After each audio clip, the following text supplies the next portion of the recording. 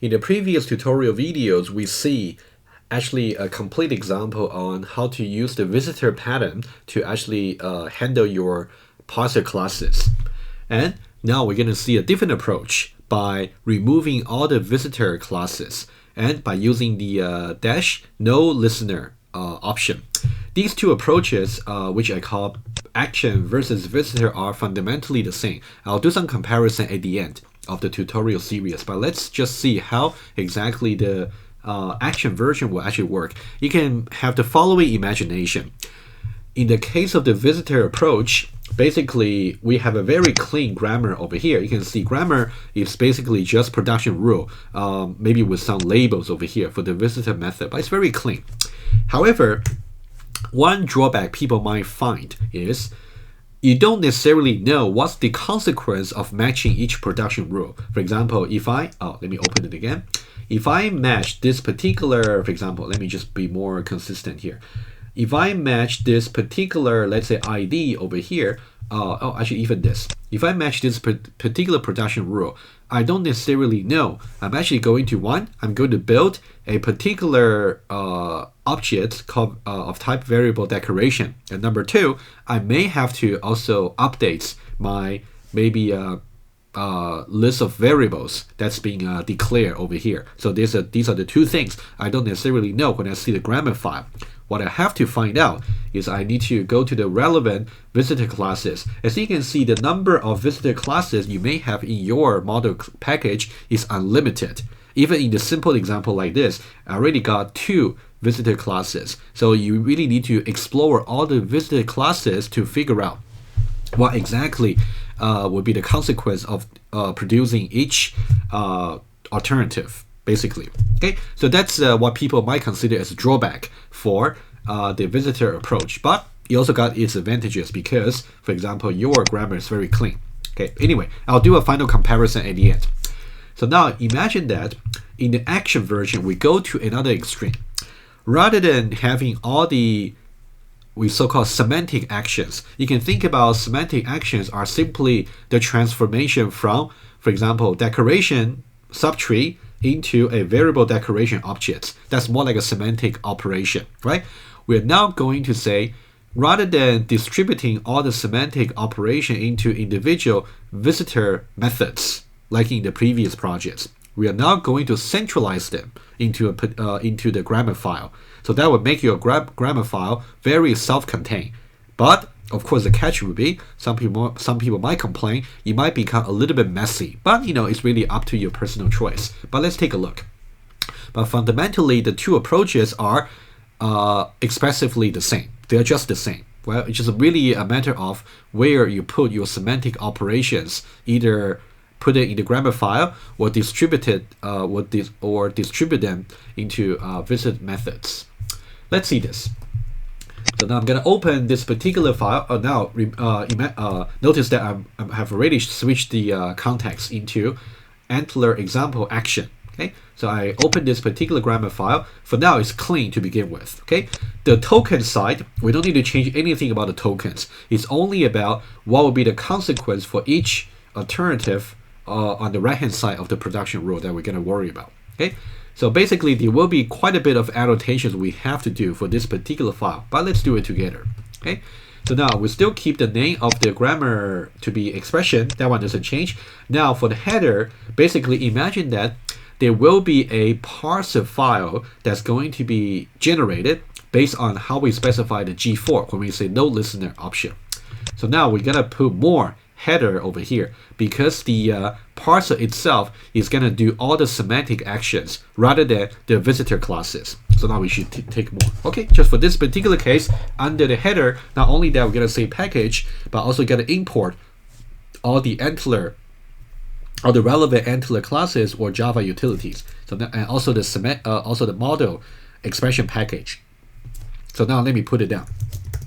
I'm going to say import org.antler.v4.runtime. Make sure it's spelled correctly, otherwise your generated Java parser classes will not compile. Okay, and then also I say import and java.io.star over here. And normally when you actually program in this particular file in the action approach, you don't really have a way to really type check your whatever you write over here. Whatever you actually write inside this particular semantic action over here, or you can think about it as more like something that will be copied verbatim into the generated parser file. You will only realize if you make any type mistake when you actually try to compile them back in your Eclipse. Okay, just something you will see once you are familiar with the workflow. Okay, IO and also import java.util, we just say everything. And also import, that's also important, the model classes, right? I'll just put it here, the model classes. And used to be we only import this in the visitor classes, but now we should do it also in the parser. Expression.star over here. Okay, so these are what we need for the header. And I'm going to introduce to you another section over here called members. Because now the semantic error handling, rather than, well, in the previous case, it was done by the ANTLR to expression and ANTLR to program visitors. But now we're going to do it in this particular parser that's going to be generated. So now we're going to move the vars and semantic errors things and also the expression type into this particular class, so called the members. You can think about this particular members will be attributes, or you can also define your own methods for this particular parser as helper methods in the semantic action. That's also fine, but for now let's just make it simple. Attributes or methods for the generated parser class. Okay, I'll confirm that with you in just a moment. Okay, so now everything I put under the members and also under the header, they will be copied verbatim into the generated code. I'll show you exactly that in just when we generate the parser code. First of all, let's say for error handling, so we're going to say public list of string, and of course this will be fine because we import java.util, right? And also vars, just the same declaration as before, so you can see the correspondence. Array list. Okay, you gotta make sure you type very carefully. So public list of string, and also I can have semantic errors. Also a new array list. Okay, and then also I need to also build the subtree. Previously, you can see each visit method in the visitor class is going to contribute to a small subtree, right? But now we're going to say overall, as the parsing is going on, we're going to build the root of the AST of the expression tree, expression objects right away. So I'm going to say root of AST of type expression, and then I'm going to say public program, and then program. Okay, that's going to be eventually so now once the parser has done its parsing, we can directly ask the parser to give us the objects. Remember previously in the case of the visitor, you cannot retrieve the program object directly from the parser. The parser can only give you the abstract syntax tree of type parse tree, which is like a context information from the ANTLR. All you gotta do is to visit that particular AST in order to retrieve the expression. So you can see lots of difference over here in the two approaches. Okay, I'll do the comparison at the end. Okay, so now these are the members we need. So now we need to actually try to see what actions we want to attach to each of the alternative over here. Okay, so let's see. The principle will be for any action you want to enclose them by a pair of curly brackets. Okay, let me do the simple ones first. Let me again do the bottom-up fashion. Let me do the base cases. Let's say we do, let's say for the number. Okay, the way to do this is after this particular alternative, you want to attach some semantic operation to it. So now I'll just say a pair of curly brackets over here, and then I'll say hit enter. So now you can think about over here. You can think about whatever I'm gonna put over here is going to be executed so that it's going to make sure this particular expression node is going to properly have okay, let me put it again. While I'm trying to build a parse tree to say expression node contains num as a first child. while I'm doing this, I can also try to build my expression object at the same time. That's basically just the visit num or visit, basically a visit number, visit number method that we had previously. Let me refer you to that very quickly. Okay. So now I just want to draw the correspondence to you just to show you we're not doing something fundamentally different. It's basically the same thing.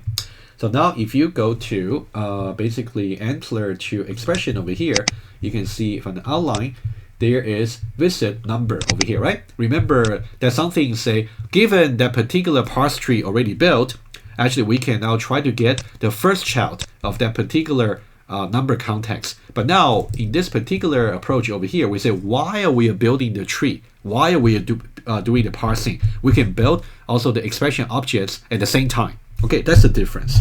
Okay, let me write it down here.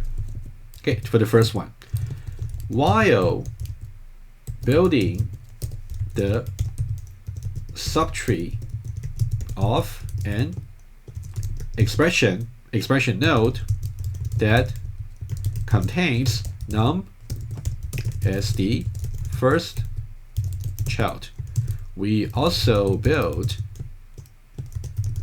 expression objects. Okay, that's kind of the idea. So now what should we put over here? Okay, so now there is some convention you want to get used to, and I'm going to write a convention for the first time, and then once you get it, it's going to be similar for all the others.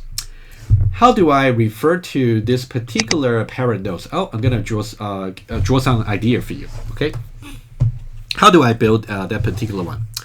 So you can think about like this. So while I'm building this particular tree, so now the tree I'm building is no longer like the context one that I'm talking about. Okay, the context one is no longer relevant in our case. Okay, for the action version. Let's say, for example, we'll talk about number, right? So let's say for this guy here, when I'm having this particular structure over here, so I have none, and also I know that it's gonna be a child of expression. I'm trying to build this particular part of the tree. When the way I do this is to say, now I'm gonna name, I'm gonna let this particular one have a type over here, and the type is just going to be over here, expression, rather than the context, like a context number type over here. And the way I do it is simply by saying the way I build this expression is just like over here. I'm going to build just like the way I build this number here. I'm going to convert this particular number over here from 3 in quote, basically follow the same process. From the 3 in quotes into the number 3, and then try to build an object over here. And I'm saying this particular node is just going to be of that type. Okay, so now something I want to draw your attention to. You can see something I want to declare right here. Rather than expression over here, I'm going to say over here, returns. Okay, that looks a little bit weird, but let me write it down and then I'll explain. And then always the type that you're going to return is going to be enclosed within a pair of square brackets. And then you would say expression E. Okay, so this syntax simply means I'm now going to build a parse tree where the expression node over here is of type expression. And then I'm going to call it E in this case. And if I want to refer to E, I need to put a special symbol before E to get access to it, $sign. Okay, I'll get there. So what I'm trying to say over here is for this particular, for any expression, you can see expression over here can be the parent node of either this particular alternative, it can be this alternative, it can be this, or it can be that. In any case, the expression node either here, either here, either here or here, every occurrence of expression is going to be of type expression. So expression is the type that we ultimately want. Okay, so now that's what this notation means. And then I'm gonna just try to see how we can initialize this particular parent. In this particular alternative, so that means the way to build this subtree is by saying the parent's expression should be assigned to some, basically, some number. Okay, so what you would do is you're gonna say $E over here is simply assigned to. You're gonna say new expression dot number. So sometimes you may have to mention also the expression which is in a different package. You got to mention the package name over here. Remember, the generated parser code is going to be in the ANTLR package, right? You can say expression dot number here, and then now I want to refer to this particular num. I want to create this particular expression node as an number node. And now how can I get this particular number? The way to get it is by saying you can put some dummy name for that. I can say n over here. So this is the syntax you want to know. Okay, n is assigned to num. Okay, so now the way to refer to it, you cannot say n dot something. You can say $n. Okay, and assuming that this is going to be turned into a number. Okay, ANTLR allow you to say none dot $n dot int. Okay, it's just a notation they allow you to do. So if you know that this particular token is supposed to be turned into a number, you can say .int. Okay. Of course, you can also say something like this. You can also say here, I can say integer. So whatever that's in the semantic operation action over here should be valid Java code. So now if you can also say integer dot parse int, and then I can simply say $n, which is a token. And then I can say text. That's also fine. Okay, you can try either way. Let me just try the briefer way. You might have some immediate feeling that it seems like the second approach other than visitor seems to be a little bit more complicated. Well, I would say once you get used to the notation, you might find its advantage, which is you can put all the semantic actions in the same place as the grammar. So this is how people conventionally try to do their compiler grammar specification. That's how I was trained originally to do this. So I'm quite used to this. But maybe it will take some time for you to get used to it too. Okay, so now this is, okay, that's the case for the num. Again, we are trying to build this particular parents being an expression node. The way to do that is by saying expression here should be a number node. Okay. Okay, so after this, what I will do is I'm gonna do, how about the ID? Okay, and now everything else will be follow the same logic. You want to think recursively. In order to, let's say if I am matching this particular token being ID, how can I create its parents accordingly?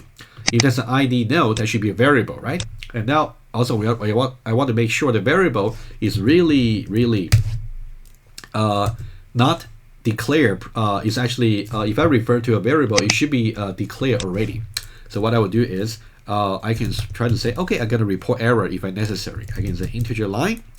So now I will leave it to you to really find a correspondence between each of the curly brackets over here to see how corresponding they are to the relevant visitor methods. Okay, for example, this one is very similar to the visit a number.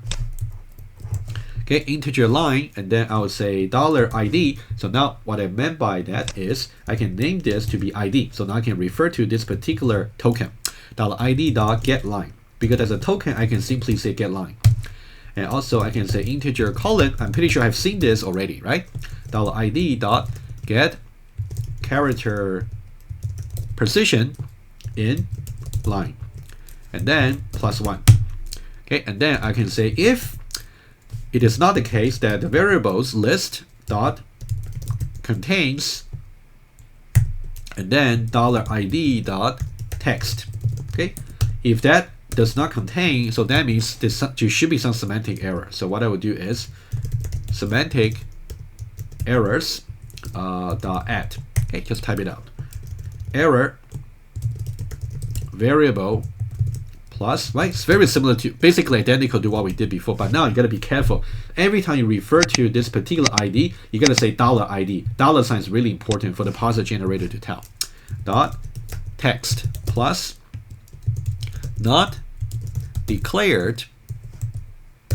Okay, and then plus line plus, and then some comma. Of course, you gotta be very careful because there's no type checking for you until you actually generate a Java code. So you gotta be very careful. Colon plus, and then closing parenthesis and semicolon. Okay, so that's about this particular action here. And now we want to make sure once you have, if you're matching this particular one, okay, it's a different case over here. Okay, let me draw it. you can see, for example, it's like this.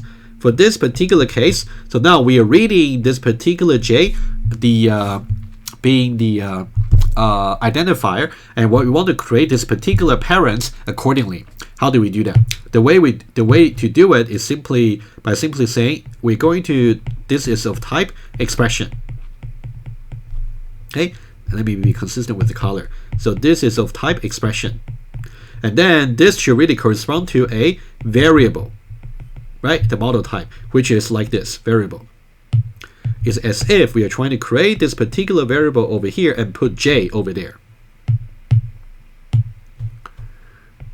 Okay, so now let's go back there and see how we can do it in a very similar way. Of course, you gotta practice a bit, maybe in your assignments or in your projects. The $E is assigned to new variable $ID.text. Okay, so that's how you do the semantic action for the ID. Okay, and also we should do for left and right. That should be recursive, right? So now easy. So now what we will do is we'll simply say, and notice that each time if I want to add, I'll simply put a pair of curly brackets and then I'll simply hit enter. Okay, just don't really try to do this do the matching curly brackets later. Do the entire pair at the first place. Okay, now I will say $E. Again, $E is referring to the parents over here. Okay, $E here. I can say $E is assigned to new addition, right? It's now like I'm building this particular subtree over here. Okay, let me try to see what color I have. You can think about if I have this particular subtree over here being expression. I have another subtree over here also being expression. How can I build this particular one, its parents, accordingly? In this case, since I talk about multiplication, so that should be multiplication type, right? So now if I go back there, so I would say addition and versus multiplication, they're the same idea. So now if I say addition, I can simply say $left. But now let me just say left and right. Okay, left. So I'm now saying this particular expression over here, whatever recursively it might be returned will be called left, and whatever it will be returned on the right hand side will be called right. Okay, you can think about these are like the root, like a tree over there. But now to really retrieve that particular expression object, you have to say $left.e. So this part might be something a little bit counterintuitive to you. So the reason I had to say .e is because, thinking this way, the left expression is going to follow the derivation for expression over here. And how do you refer to it? You gotta say e. Okay, that's why. So now if you say $left, you're referring to this particular non-terminal, but you want to refer to that particular expression object that's stored in it, so you gotta say e. Okay, so now, but conceptually you're really saying I want to get the expression object from the left and get the expression object from the right, but I gotta say .e. And again, .e simply comes from, if you actually rename this to be f, you gotta say .f. Okay, that's something you want to keep in mind. Okay, just a few weird things you have to know at first. Otherwise, this approach is not too bad. Okay, $right and then .e. Okay, and then I'll say semicolon. Okay, and then we do something very similar for multiplication. Let's do that quickly. Okay, and then I got one pair over here, and then new multiplication. Of course, you might want to make sure left and right make sense. So you have to say for this particular one, this one I'm going to say is left. Okay, and this one here I'm going to say it's right. Okay, left and right. Okay, multiplication, addition. So now we are done with this particular one. Let's now do variable declaration. Hopefully you get a little bit feel about how to do things. So now for variable declaration, and first of all itself, if I talk about, let's say for this particular one, okay, if I want to build this particular subtree, for example, if I want to build this one here, if I have I have the ID, I have colon, I have int type, I also have equal sign, I also have 5. So what should be the type for the corresponding declaration? Well, since we talk about model objects, right? So now the corresponding type should be variable decoration, and I gotta initialize it accordingly, right? Okay, so now let's see how we can do it. So you can see again, it's very similar to how we do the visit methods individually. So now, first of all, I'm gonna declare to say this decoration over here is gonna return just like I say expression returns, right? I'm gonna say that particular internal nodes has this particular type, returns, and then expression D. Okay, I could just call it D, okay? And then I'm gonna say decoration, D for decoration. Okay, so now this is the alternative I have. So now how can I attach action to it? I can now attach by adding curly brackets over here and hit enter. So now whatever that goes inside over here should be copied verbatim to the parser code that's going to be generated. And for simplicity of referring to it, I can say this one is called name, this one is called type, and this one is going to call val. Okay, I can refer to them. So now again, I'm going to have the line number and colon number. So what I can do is, can I just copy these guys over here very quickly? Okay, just copy these two lines. I'm going to change them. Of course, now there's no ID over here. It should be called name. Name over here. Okay, you can potentially also name this ID if you wish, but I'm just calling it name. It's completely up to you. So now string ID would be name dot text. Oh, I think the reason I didn't put ID is it might be clashing with this particular if I put ID here. Okay, anyway. String ID would be $name. So $name is referring to this particular ID. I want to get its text. Okay. So far you have seen .text and also .int. Okay, so these are something you can things you can use. You can also refer to the ANTLR documentation for more fields that you can call. Okay, we got an ID, so now we're gonna do a little bit error checking like before. So we're gonna say if var start contains ID, so that means it's now being declared more than once. In that case, we're gonna say semantic errors dot add, and then I'm gonna say error over here variable. Make sure we got a space ID plus. Oops. Already declared, and then let's put a line and column number. Okay, if you don't mind, I'm going to copy and paste them.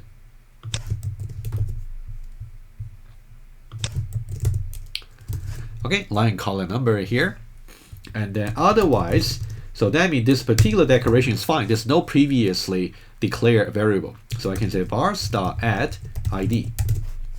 Okay, the ID over here is referring to the ID over here. Okay, so after this, we have to create basically this particular variable decoration object, the parents, right? So now we're gonna say, first of all, let's get other things ready. So now we got the ID already. We also need to get type and also value. So now we can say string type is $type dot. You can either say get text or you can say text. Okay, either way. Okay, I'm just showing you different options.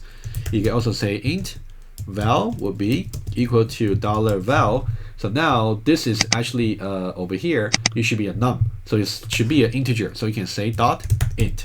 That's also fine. Finally, how do I refer to the parents decoration? So now previously we say $e simply because we declare expression to be some expression type and call it e. So now since we call it d, so now we should refer to them as $d. $d is assigned to new variable decoration ID type and val, right? Just like how we created the variable decoration object in the visit method before, visit variable decoration. So now you can see we got ID type and val, ID type and val. Okay, so now we're done with the variable decoration. Okay, finally we're gonna see how exactly we can deal with this particular thing. Okay, this one is gonna, well, you know, that's why I chose this one here. You can see this is more like a regular expression type of thing, and we can say we can get either one or more repetition. Basically, the idea would be you want to say I want to maybe initialize my program over here before I try to create the parents. I want to create an empty program to begin with, and then for every declaration and expression I can match, because I got one or more, I want to add those corresponding expression into the program. That's conceptually what's going to happen. And then, of course, you got EOF at the end, which you don't do anything. EOF should just trigger nothing to be done semantically. Okay, so now I'm going to show you some header over here. So there's another header you can do for every production rule. So now, first of all, I'm going to say program over here. Let me just hit a new line. Itself is going to return, take a guess, what should be the type? Program. P. Okay, so I'm going to refer to it as $P. Now I want to say every declaration and every expression is going to just add the corresponding expression into the program. But now I want to make sure the program itself is initialized. So I want to make sure ever before the very first declaration or expression that's being matched, I want to initialize the program already. So that's something you're going to call init. So that's just another block over here, init. There's another block called after, which means you want to execute those actions after all the match. But I'll leave that to you. You can look up the documentation in ANTLR. Okay, init over here, and then I can simply put some semantic operation. You can think about this is executed before the production takes effects. Okay. And now in this case, we're going to say $P. So that's how I refer to this particular parent because it's declared as P, right? So now I'm going to, that's to say, before I try to, before I try to use the declaration here, expression over here, I'm just going to initialize a program to be empty. Okay, that's basically what I'm saying. So now I'll simply say, $P is assigned to new program. Okay, just empty program followed by, and then, oh, this one is also very important. And now notice that $P over here is only referring to the root of the tree that we are building. We want to make sure this is also up to date, that this is also aliased, is also linked to the program that we eventually want to get access to by the parser. Okay, so this is really important since we are trying to maintain an attributes in the parser class to say, as we are trying to parse the input string and we are building a program object, but eventually want to make sure the user can the application program can get access to this particular program object. That's why we declare this attribute here. So then I'm going to say program is assigned to $P. Okay, so now this one is done for the init. So we initialize the program and make sure the program that eventually any application program is going to get access to is also set up. So now, how do we deal with declaration and expression? So now I just want to show you how you should be, how careful you should be in order to do this. Okay, so the way to do this is like this. Okay, since we got one or more, right? I'll put EOF over here, and then I'll try to put some tab over here, right? Declaration over here, and alternative I'll put it here, expression I'll put it here, and then the plus I'll remain to be here. Okay, I'll put it here first, and then I would say D is assigned to declaration. I can refer to them as D. And also E would be equals expression. Okay, hopefully I'm doing that very slowly so you can follow along. And for this particular one, I'm gonna have a particular semantic action to say $P, which is referring to this particular program. The parent should really get extended by this particular declaration expression, right? Because declaration, you can see that one returns expression. So the way to refer to it will be add expression. And add expression is one of the methods in the program class. So you can now see $D, but you don't say that directly. You're gonna say $D.D, right? $D is referring to basically this particular declaration node, but you want to retrieve the return value, the expression. You're gonna say $D.D. And then, okay, this one's done. Okay, and then how about expression? Something very similar. Okay, so you can see it's not too bad, just got to be very careful. this might be a little bit more advanced, but maybe once for myself, I personally prefer this particular action approach because I can put everything in a single file, so I don't need to worry about distributing them into different visit methods. $p.add expression and then $e.e. Okay, so now it's talking about, I'm now referring to expression, but I cannot refer to $e directly. I should say $e dot. You can see for expression over here, it was declared to be e. That's why I said $e.e. Okay, everything is good. Okay, so now I think all the semantic actions are done. So now all we gotta do is we gotta regenerate. Since we changed our grammar files substantially, now we should really regenerate all the class file, make sure everything compiles, and then try them out. Okay, let's do that. Okay, so let me go back to Eclipse over here. Okay, so now of course nothing has been updated just yet. But let me just go back to Package Explorer. So these are still the old version over here, except for the grammar file, right? So what I will do is I'm going to terminal over here. Let's see where I am. Now I'm now currently still in this particular AntlrExampleVisitor version. So I'll do cd ... So now I'm gonna go to AntlrExample action over here. So now I'm in the current projects. cd source, and then I will try to regenerate the file. So let me go into Antler over here. Okay, so now of course I can try to be safe. I can simply remove all the Java file and also remove all the class file. I can do that. Okay, let me just do that now. So now under action over here, and now under Antler, oh sorry, not bin, under this particular Antler under source, I want to delete everything except for the G4, right? So now, if I go back to our terminal, okay, now I only got this file. Let's now regenerate all the parser file. ANTLR4, and then I can say no listener. Okay, expression.g4. Okay, everything compiles as far as Antler is concerned, but it doesn't really mean necessarily in general your Java file will just compile. I may have made some mistake, maybe, I don't know. Okay, so now the best thing to try is to refresh your projects. So now click on the project and say refresh. Okay, I got some errors over here. Let's see why it is the case, right? If I see expression and lexer over here, so now import expression dot star. Okay, let's see over here. Somehow this cannot be oh, okay, I see. Sorry about that. The reason is we haven't really got our expression packages yet. I assume we will get it already. So now let's do it right away. Okay, let's make sure everything compiles before we can terminate the current video and then go to the next one. So now I'm gonna reuse.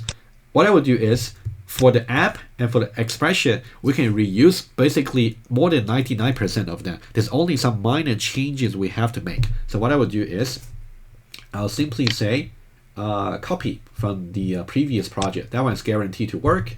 There will be some minor changes we need to make, but at least we make sure everything compiles. And then under the source, we're going to say paste. Okay, so now you can see the parser files actually compiles, but now for application and also for expression, there's something that didn't compile. Okay, apparently you can see Antler to expression over here. What are they complaining about? They said there's no visitor. Of course, because we used the no listener option there. So of course there's no visitor. I think it would be safe to do the following. In the old expression, in the expression package that we just copied over, we can definitely delete all the visitor classes. Okay, because we don't need to use visitor pattern anymore. Everything has been centralized to a semantic action in the grammar file. Let's delete them, and then we go to okay. So now the model classes are all fine.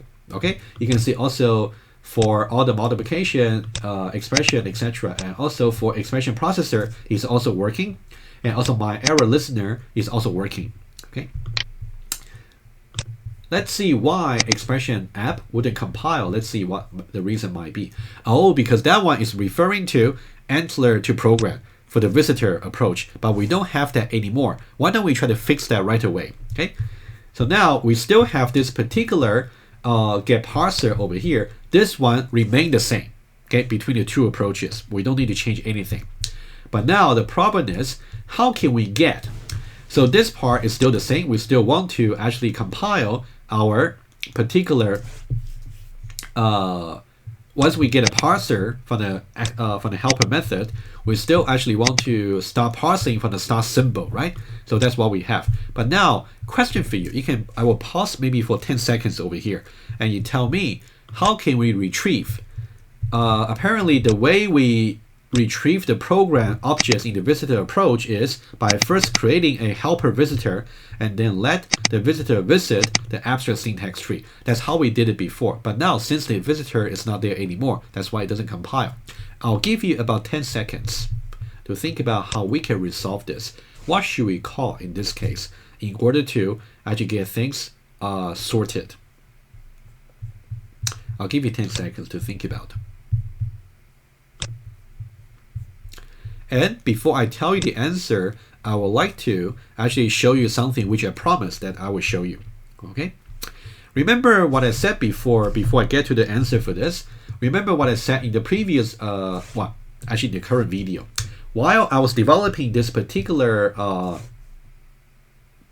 grammar file, I said everything that's enclosed within the curly brackets, for example over here, will be copied verbatim. The only difference is the $P, the dollar syntax over here will be replaced by something that's appropriate. But other than that, everything will be copied verbatim. Specifically, all the package import over here, let's see where they are. Okay, so now the class to really look at would be, if you look at under ANTLR and go to expression parser.java. Okay, let's look at that. You can see, let me show you exactly where you can find it. Okay, let me just search for that. Oh, actually, maybe just over here. Okay, exactly here. Well, actually, you know what? I even made a typo in my grammar specification file. I said mode classes, right? So that means they don't check. They simply copy verbatim, okay? I should have said model classes, right? But anyway, you can regenerate a parser file to make it work. That's fine.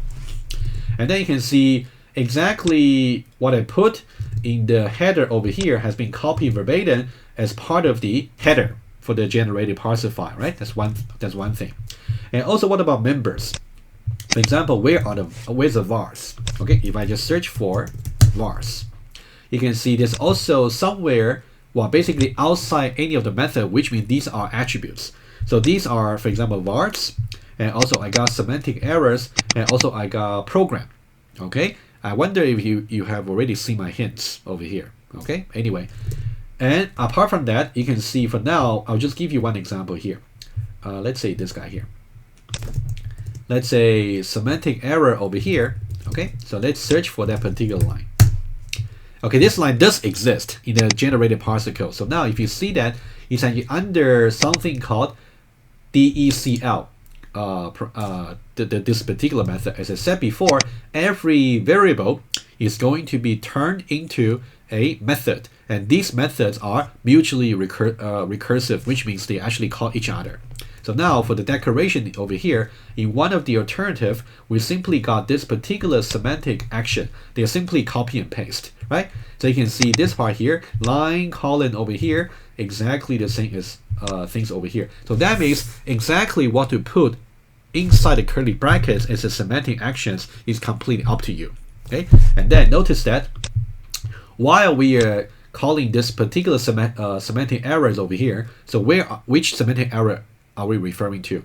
If I simply right click and say open declaration, it's actually in the same class. So this is simply just one of the members, which means as we are trying to do the parsing, we are also going to report the semantic error, going to accumulate semantic errors. Okay, you can see it's quite a different approach from before. Previously, we build a parse tree first, and then while we are trying to visit the parse tree, we accumulate semantic errors. But for now, while we are building the parse tree, we are accumulating semantic error concurrently. Okay. So now, hopefully you now know the answer for this. So now, rather than having a visitor which no longer exists, which I can simply just delete, how am I supposed to return this program objects? Well, hopefully you can see, since for our particular case, you can see we actually say program is simply assigned to $P, right? So let me just take a look over here in the parser code. Oh, sorry, I don't want to change this. Sorry about that.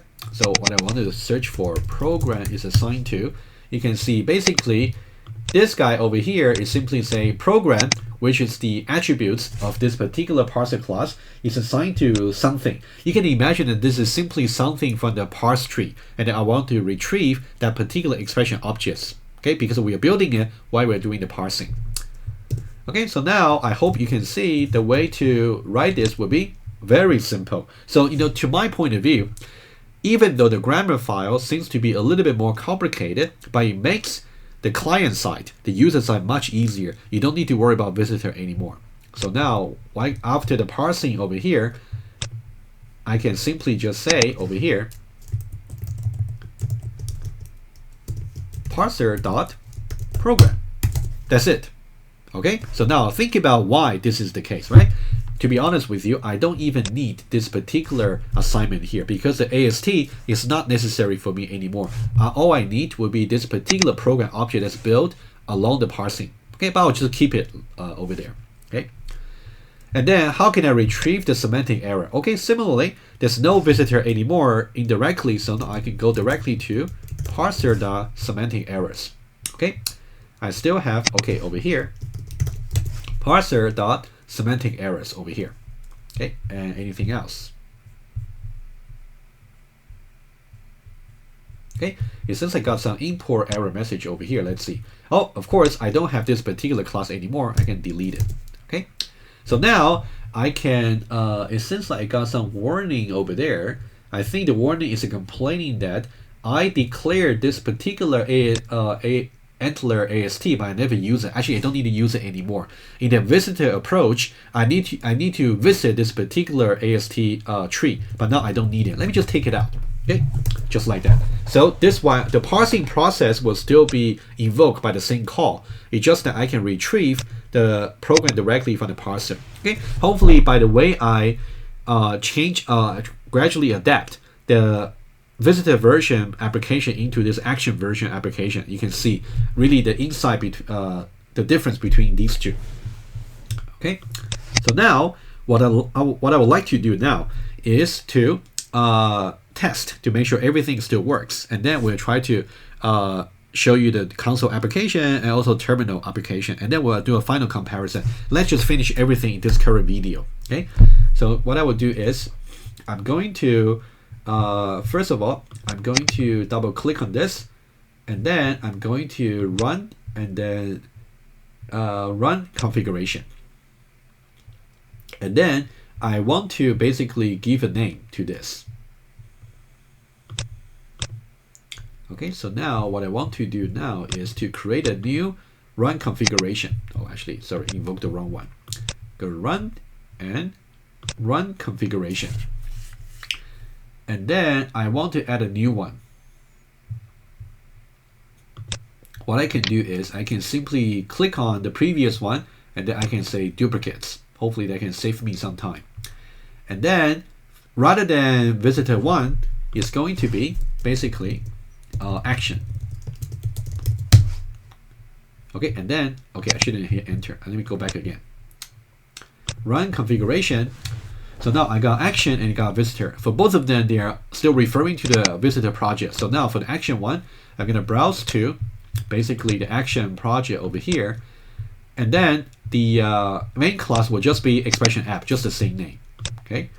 And then arguments over here, they also got a file prompt, right? It's most important that we are actually setting up the project correctly, right? It's the action version. Okay. So now if I say apply and then I say run, let's try for each one of them. Okay, so now also let's choose the right path. So rather than visitor, let's go to, well, they are essentially the same test cases. Okay, so now if I go, they're actually identical. If I go under action, go under source, under tests, let's try test 0. Test 0, well, that's pretty good, right? Remember we said that's the test 0 where we only want the syntax error to be reported. Any semantic errors should not be reported if there's any syntax error. So test 0 is good. Let's try for test 1. In that case, you can see this one also report all the semantic error because there's no syntax error. And now if you try test number 2 over here, you can see that guy there is actually also doing the correct computation or evaluation, right? So you can see the two projects really are equivalent. You can see the amount of work I really have to do to adapt the model expression package into working version for the action project. It's actually not too bad. Okay, again, it's really important for you to really see the whole process of building this particular grammar file. It might look a little bit terrifying at first, but once you get used to it, you might prefer this version. I don't know. Okay, I would say the use of visitor for parser generator is quite a new addition to ANTLR. Previously, I think you only use the action version. So anyway, so choose the one you like, but you might be forced to actually do a particular version for your assignment or both. So finally, what I would like to do, two things. I want to export an executable job, make sure it works, and also I want to do a final comparison of the two approaches to make a conclusion for this tutorial series. Okay, so now I can right click on this project. Oh, before I do that, I better say projects and then clean. And then clean this particular project here. And let me close everything here. Okay, let me also clean the console here.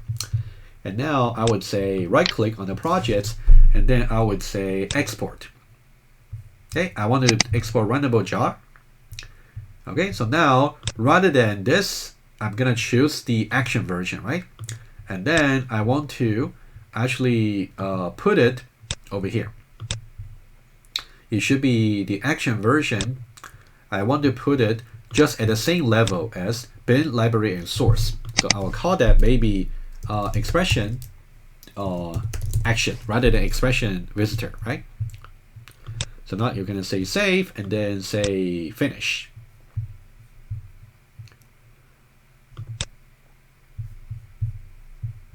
Okay, I hope that succeeded. Okay, so now if I expand this particular project, you can see now at the same level, one is called expression visitor, the other one is called expression action. Okay, let me expression visitor we tested already. Let's try to test very quickly the expression action version. Okay, so now if I go back over here, okay, so now of course you can also try to recompile your Java classes, and if you want to use grun, we already covered that in the previous tutorial video. I'll leave that to you. Okay, so now, oh, you know what? I may want to remove, I may want to move this expression action job into source. I think that's how I did it in the previous one. Okay, let's go to into source. Okay, so now I can run the job. Java minus job expression action.job tests 0.txt. So now syntax error, pretty good. And now if I try test 1 over here, it gave me all the semantic errors. If I try test 2, and that's exactly what I'm expecting to see. And make sure I'm really in this correct folder, ANTLR example action. Okay, that's good. So everything is working now for both versions. And I would suggest, before I make a final conclusion about between the two approaches, I would like to say there are really many coding details that we talk about in this particular tutorial series. That's why I really want to spend the time and going slowly to go over with you. You really want to get understand as many details as you can. If you need, take notes and then maybe refer back to this video later to really help you complete your projects and assignments. Okay, so now let me do a final comparison of the two projects over here. Okay.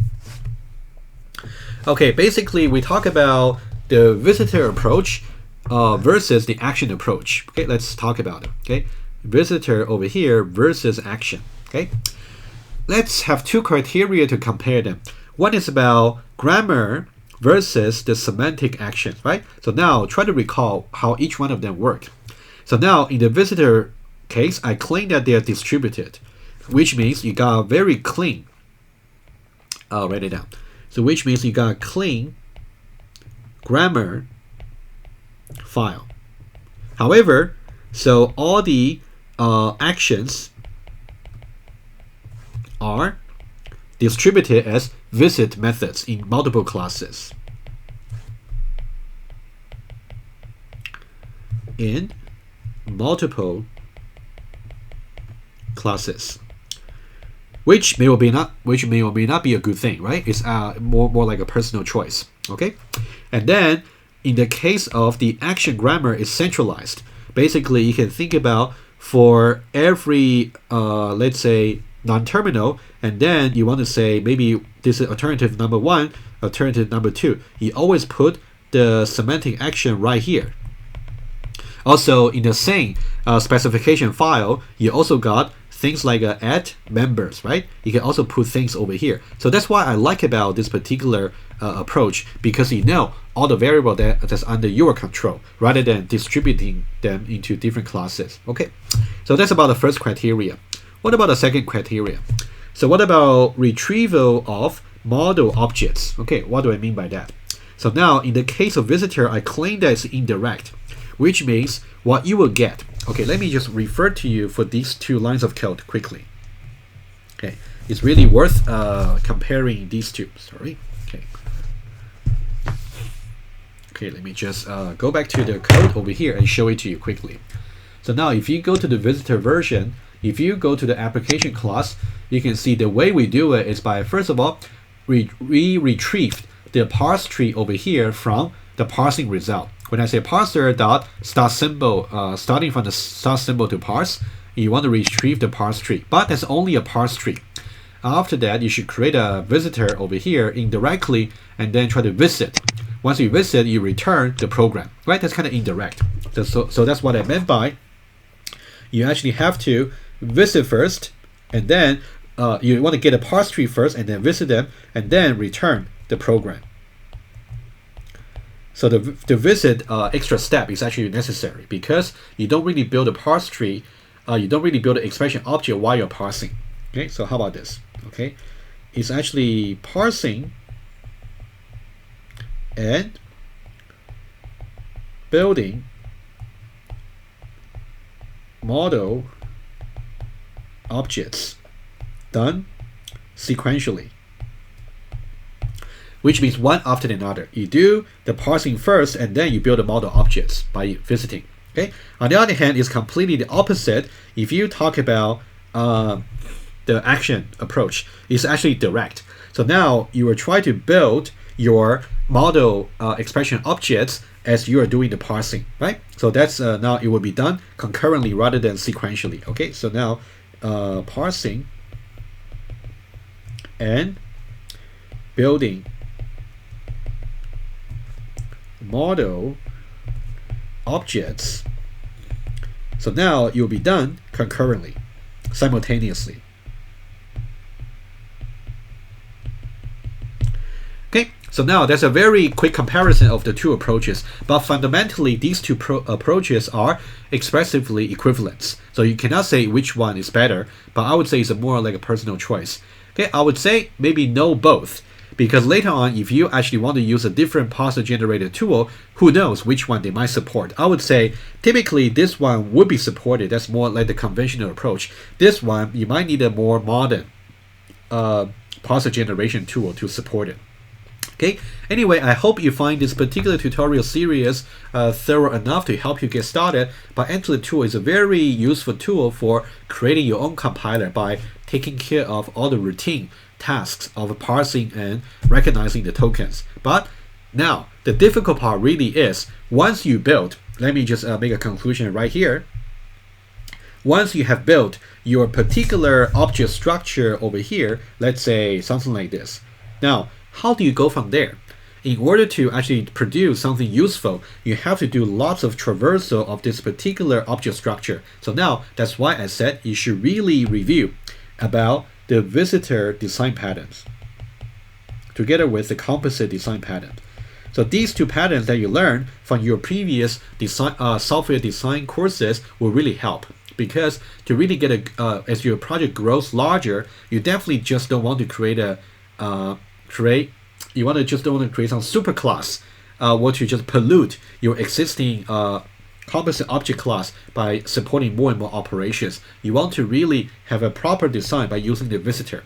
Okay, that's something I want to say. Anyway, so study the tutorial carefully and get in touch with me if you got questions.